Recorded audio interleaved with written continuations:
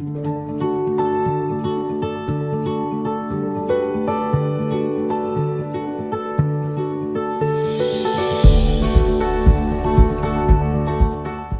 Shalom, Talmidín, Javerín, Shalom para todos, Parashá Baigash. Miren, en esta parashá me quiero centrar sobre todo en la parte donde Jacob recibe la noticia que su hijo está vivo y tiene que viajar. Pero sucede algo especial y es que Jacob siente temor. ¿Por qué va a sentir temor si finalmente le acabaron de dar la semejante noticia? Él andaba de duelo 22 años. Fíjense que Jacob estuvo separado del papá 22 años, de papá y mamá. Y esa misma cifra es el tiempo que tuvo que estar separado de ellos. En eso duro, porque de sus amores tuvo que separarse durante 22 años, por un lado, 22, 44 años separado del hijo amado de los padres. Por eso es que cuando él habla con Faraón, dice, mis demás años han sido tales y han sido duros, no han sido fáciles. Bereshit 44:18, entonces comienza la parashá, se acercó a él, ayuda y dijo, ruégote mi señor que pueda ahora hablar tu servidor una palabra, oídos de mi señor, mas no se encienda tu furor contra tu servidor, pues tú eres como paro. Bien, está hablando Judá con Joseph, no lo estaba identificando todavía, y Joseph se revela a sus hermanos. Esa historia prácticamente todos la hemos visto, la hemos leído, a veces la hemos analizado, etc. Saltemos de una vez a Bereshit capítulo 46, versículo 1, donde se nos dice, y partió Israel con todo lo que tenía y llegó a Beersheba después de que supo que su hijo estaba vivo y ofreció sacrificios al Dios de su padre Isaac. Dijo Elohim a Israel en visiones de la noche. Dijo, Jacob, Jacob, y él dijo, heme aquí. Esta es la última vez que Dios se le va a presentar a uno de los patriarcas. Eso es un punto muy importante a tener en cuenta. Es la última vez que Dios se le va a presentar a uno de los patriarcas. ¿Y por qué se le presenta? Debido a la necesidad que tenía Jacob de recibir una palabra de aliento por parte del Eterno. Él tenía temor. Y la pregunta es, ¿y en qué consistía el temor de Jacob que causó que Dios se le presentara, que Dios lo alentara a él? Entonces, no temas para descender a Egipto, lo que Dios le dice. Aparentemente, no había ningún motivo para preocuparse. José estaba en una excelente posición. El gobierno, el faraón y la gente que lo acompañaba estaban en disposición a recibirlos y estaban en buenos términos. Entonces, no había por qué temer ir a Egipto. Aparentemente, entonces no había ningún motivo para preocuparse. Y además de eso, se dirigiría a Egipto para ir a reunirse con su hijo amado y vivir allí junto a su protección. Además, en un lugar donde había comida, porque ellos estaban pasando las duras ahí en Canaán.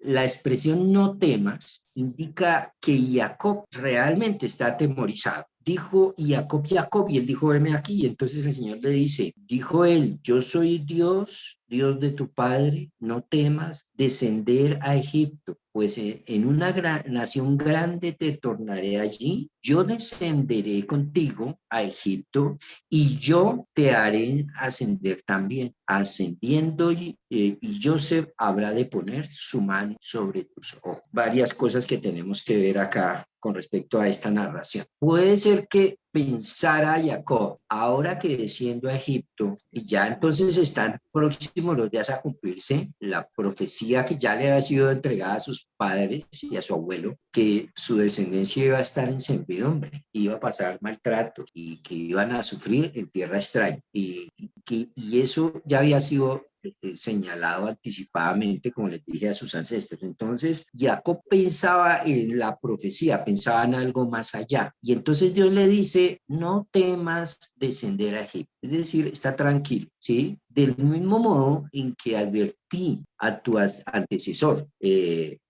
decir, a Abraham, a Isaac, su padre, vine a prometerte que en realidad sí están próximos los días de penuria y de esclavitud, y también está próxima la bendición que impartía tu abuelo. Haré de ti una nación grande, y a ti también te prometo, porque allí haré de ti una nación grande. Mas no es solo la servidumbre física la que preocupa a Jacob. Además, van de un país que está en hambre, está en sequía, a un país con grandes reservas en comida, con una civilización brillante y una civilización próspera. Teme que una vez que el hambre finalice en Canaán o llegue a su término la esclavitud, entonces sus descendientes no quieran abandonar un país tan rico para retornar a Canaán, otra vez arrancar de ceros, a la tierra prometida. Entonces, ustedes tienen que analizar eso también en el contexto de las comunidades judías viviendo en la diáspora. Hay comunidades judías que han vivido en la diáspora, hay mucha persecución y han tenido que pasar las duras y las maduras, pero también ha habido comunidades que han llegado a lugares muy prósperos y han podido prosperar mucho y han podido crecer en todos los aspectos, sobre todo en lo material, económicos, se han vuelto muy poderosos. Por ejemplo, la comunidad judía en Estados Unidos. La comunidad judía en Estados Unidos, muchos de ellos, gente muy adinerada, personas judíos que viven a todo dar. Pues un judío es que va a pensar en irse, por ejemplo, a Israel. Su limusina no le cabe por las calles de Jerusalén. Su estilo de vida es un estilo de vida que está adaptado más a Nueva York, a vivir, como les dije, a todo dar. Entonces, devolverse, ese era el temor de Jacob. Esta gente, después de que se acomode a estar viviendo allá, a todo dar, seguramente se van a devolver. Fíjense que las comunidades judías, los judíos, por ejemplo, cuando estuvieron en Babilonia, estuvieron en prosperidad y la gran mayoría no se devolvieron a Eretz Israel, a Jerusalén, no se devolvieron cuando fue el momento de devolverse. Solamente un remanente pequeño se devolvió. Y de hecho, cuando estuvieron viviendo, por ejemplo, en España, que tuvieron más o menos los siglos XIII, XIV, XII, XIII, 12 y 13 estuvieron en un esplendor muy grande. Allá fue la época dorada de España y los judíos vivieron en unas posiciones muy, muy altas con respecto al reinado en España. Y muchos de ellos, estando en abundancia, terminaron dejando el judaísmo y volviéndose cristianos. No por convicción de que cristiano, wow, sino porque se quitaron una cantidad de problemas de encima, incluso de impuestos. Entonces, este temor de Jacob era un temor válido, era un temor realmente a tener en cuenta. El autor del Hamek Dabar interpreta los sentimientos de Jacob de esta manera. Temía que sus descendientes se mezclaran con los egipcios y fueran asimilados por ellos.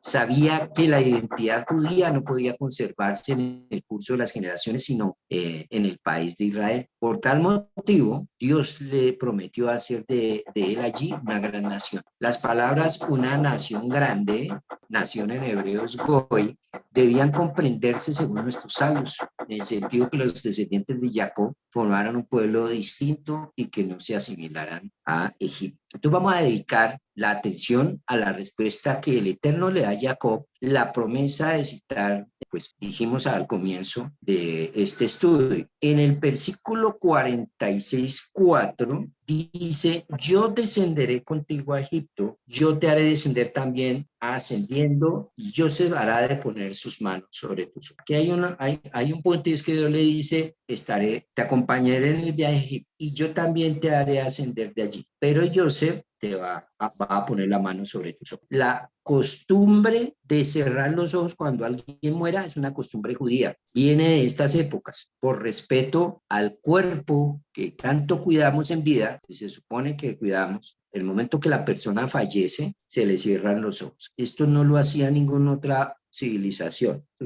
Hoy en día nos parece normal, pero en ese entonces no existía eso, por muchos siglos no existió eso. La costumbre de cerrar los ojos a los muertos es una costumbre netamente judía. Y Dios le está diciendo aquí, vaya tranquilo que allá usted se va a morir y allá a su hijo le va a cerrar los ojos. Cosa que, pues, Rashi nos explica y dice, él debería estar tranquilo porque iba a morir, pero finalmente iba a regresar. ¿Quién iba a regresar? Porque ahí dice también, yo te haré ascender también, es decir, volver nuevamente a la tierra de Canaán, pero si le van a cerrar los ojos, ¿cómo va a ascender nuevamente a la tierra de Canaán? Rashi explica, porque sus restos serán nuevamente retornados a Canaán, ¿sí? Esto, desde el punto de vista psicológico, puede ser incluso una contradicción, porque la promesa entonces es tranquilo que se va a morir, pero fresco que lo vamos a volver a traer para enterrarlo aquí a la tierra de Canaán. O sea, no era como la angustia de Jacob, la angustia era, ¿qué va a ser de mis descendientes que se pueden llegar a asimilar? Y la clave del no asimilarse está en este versículo: yo descenderé contigo y yo te haré ascender. Desde el nivel de punto de vista textual, está diciendo que él va a ir con Jacob y él lo hará retornar. Pero en el lenguaje de la Torá, vamos a analizar que ese yo se está refiriendo a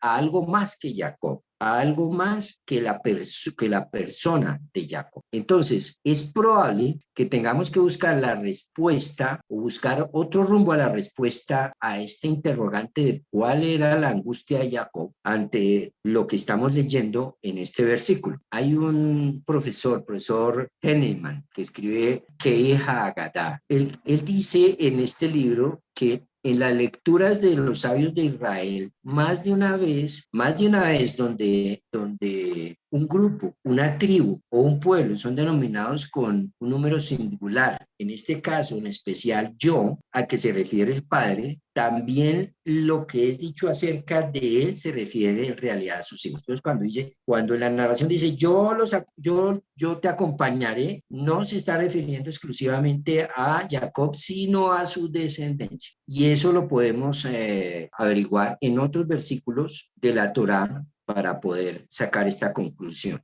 Por ejemplo, en Mejiltá, que es una de las obras de Hassal, el comentario al versículo 2 del capítulo 15 de Éxodo, bueno, esta es la ruta que ellos iban a tomar, salir de Beersheba para dirigirse por este camino hacia la tierra de Egipto. Y luego iban a residir en Goshen.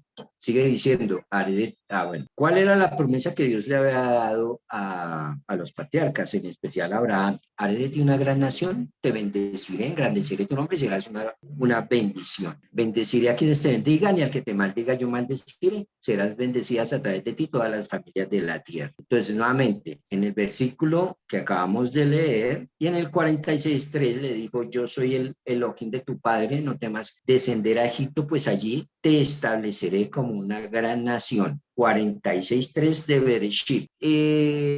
Cuando los sabios con respecto a estos versículos dijeron, y celebraré, lo que está en el versículo 2 del capítulo 15 de Shemot, significa, lo acompañaré hasta que arribe a su templo. Formularemos un ejemplo. Había un rey cuyo hijo se fue a un país allende del mar. Partió el rey en pos suyo. De allí se fue a otra tierra. Siguiólo el rey, perdón. Lo mismo sucede con Israel. Cuando descendieron a Egipto, la divinidad fue con ellos, como está dicho. Yo descenderé contigo a Egipto. Cuando partieron de allí, la divinidad fue con ellos, como está dicho. Y el ángel del Señor que iba delante del ejército de Israel se apartó de allí y fue en pos de ellos. Cuando se internaron en el desierto, la divinidad fue con ellos, como está dicho, y el Señor iba al frente de ellos de día en una columna de nube para guiarlos en el camino. Es decir, que la idea que es subyacente aquí en este texto es que Dios estaría su presencia con ellos en Egipto, en Babilonia, en la diáspora, en España, en Francia, etcétera. Donde estuvieran las comunidades judías, allá estará Él. ¿Para qué la presencia de Dios está con ellos? ¿Cuál es el motivo de que la presencia de Dios esté con ellos? Con el fin de que el pueblo no se convierta.